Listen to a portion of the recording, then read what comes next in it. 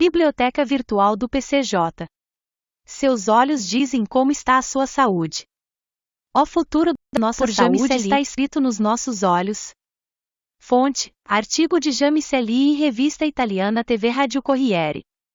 Para os amantes será uma grande desilusão. Os olhos, que sempre foram considerados o espelho da alma, onde se podem redescobrir os sentimentos de amor, podem hoje ser definidos como o espelho do organismo humano.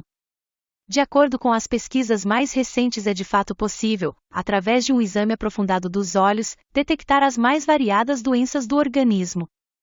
Como se fosse um pequeno microcosmo, observam muitos pesquisadores, o olho reflete perfeitamente o nosso estado geral de saúde.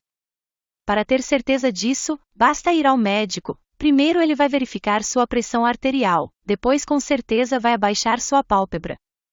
É usado para verificar se há alguma anemia. A pálpebra pode ser mais ou menos vermelha, rosada ou pálida. Esta última tonalidade indica estado anêmico. Depois, ao abaixar a pálpebra, basta fazer o paciente olhar para cima, e assim o médico poderá notar na esclera, ou seja, na parte branca do olho, se houver icterícia, uma modesta cor amarelada, sinal de doença hepática no progresso, uma primeira luz de alerta, uma campainha de alarme que informa a presença de uma disfunção que afeta o fígado. Estas são as duas primeiras medições, as mais comuns, as que todo médico normalmente faz. Mas há mais. Ao nível da retina existe uma rica circulação sanguínea, existem várias artérias e veias.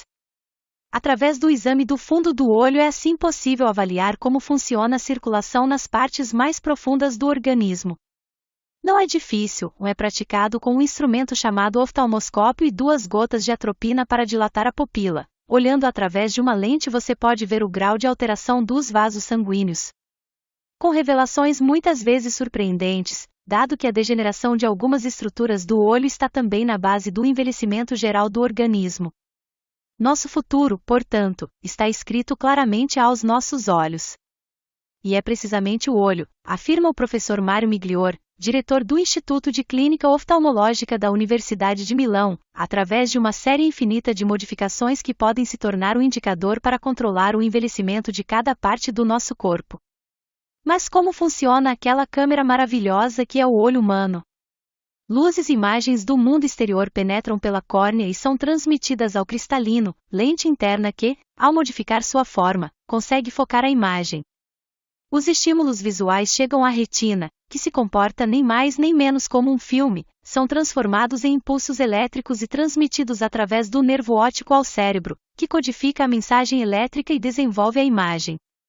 Este mecanismo sofisticado pode obviamente ser alterado por perturbações locais ou gerais. Mas é sobretudo do envelhecimento que dependem as doenças oculares mais importantes, cataratas, descolamento de retina e glaucoma. Na sua forma mais frequente, a catarata, por exemplo, parece estar cada vez mais correlacionada com os processos de envelhecimento do cristalino e de todo o organismo. Sua incidência aumentou significativamente com a idade. É uma doença degenerativa, observa o professor Angelo Vanini, médico-chefe do Hospital Oftalmológico de Torino, que afeta o cristalino, uma das estruturas mais importantes que constituem o sistema óptico do olho. Na prática, a alteração que a catarata produz consiste no aparecimento de opacidade que, ao interferir na passagem dos raios de luz, impede a correta formação da imagem na retina. Um estudo epidemiológico realizado recentemente pela primeira vez em Itália confirmou a ampla propagação da doença no nosso país. Acreditamos, diz o professor Vanini, que a catarata está presente de forma incipiente em quase todas as pessoas com 60 anos e, na sua forma pré-sênil, também em indivíduos entre 40 e 50 anos. Segundo dados publicados pela Organização Mundial da Saúde, só na Itália há mais de 1 milhão de pessoas que sofrem de catarata. E seu número está aumentando constantemente. A distribuição geográfica da doença mostra uma incidência crescente, deslocando-se das regiões norte para as regiões centro e sul. Segundo a interpretação de muitos estudiosos, o fenômeno está correlacionado com as diferentes exposições da população à radiação solar. Mais insidiosos são os distúrbios do interior do olho que podem causar glaucoma. deve ser considerada uma das doenças oculares mais graves, explica o professor Carlo Alberto Quaranta, diretor da Clínica Oftalmológica da Universidade de Brescia, pois a longo prazo pode causar danos irreversíveis à visão. A doença está essencialmente ligada a fenômenos obstrutivos na circulação de fluidos intraoculares que provocam um aumento da pressão ocular, hipertonicidade, ou seja, um estado de endurecimento do olho. A verdadeira causa do glaucoma não é conhecida, mas sabe-se que doenças cardíacas, arteriosclerose, gota, certas formas reumáticas e certas doenças oculares, como a alta miopia, são predisponentes. A partir dos 50 anos, afirma o professor Quaranta, todos deveriam ter atenção ocular verificada periodicamente, um teste simples e que não causa qualquer desconforto. Muitas vezes, na verdade, o glaucoma se desenvolve silenciosamente, com um curso que pode durar muito tempo antes que o paciente perceba. Tudo se resume a alguns distúrbios, apenas esplendores divinos, como visão turva à noite, visões de círculos coloridos ao redor às luzes, os olhos cansados. Ainda mais graves podem ser as doenças da retina, que levam gradualmente ao descolamento.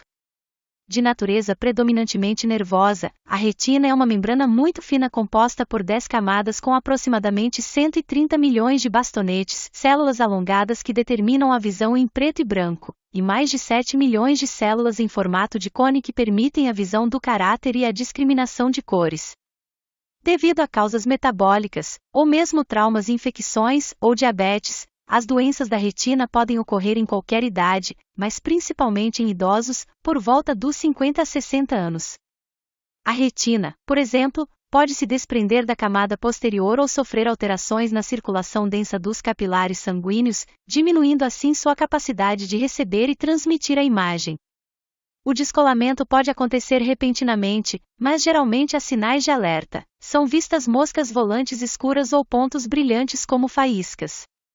Uma vez ocorrido o descolamento, o paciente tem uma espécie de nuvem negra diante de seus olhos, os objetos lhe parecem deformados. O paciente, em outras palavras, torna-se gradativamente cego irremediavelmente.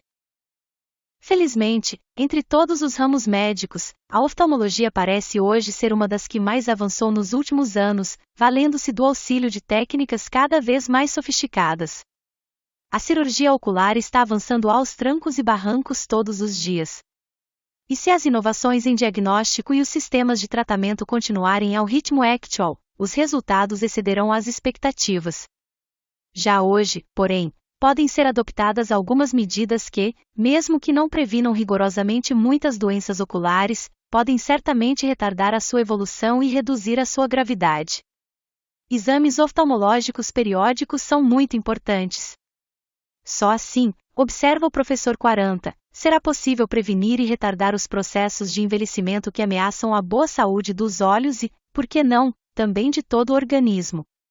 Vamos prestar atenção no olhar, portanto, para conhecê-lo e nos conhecermos um pouco melhor, um pouco mais de perto. Fim.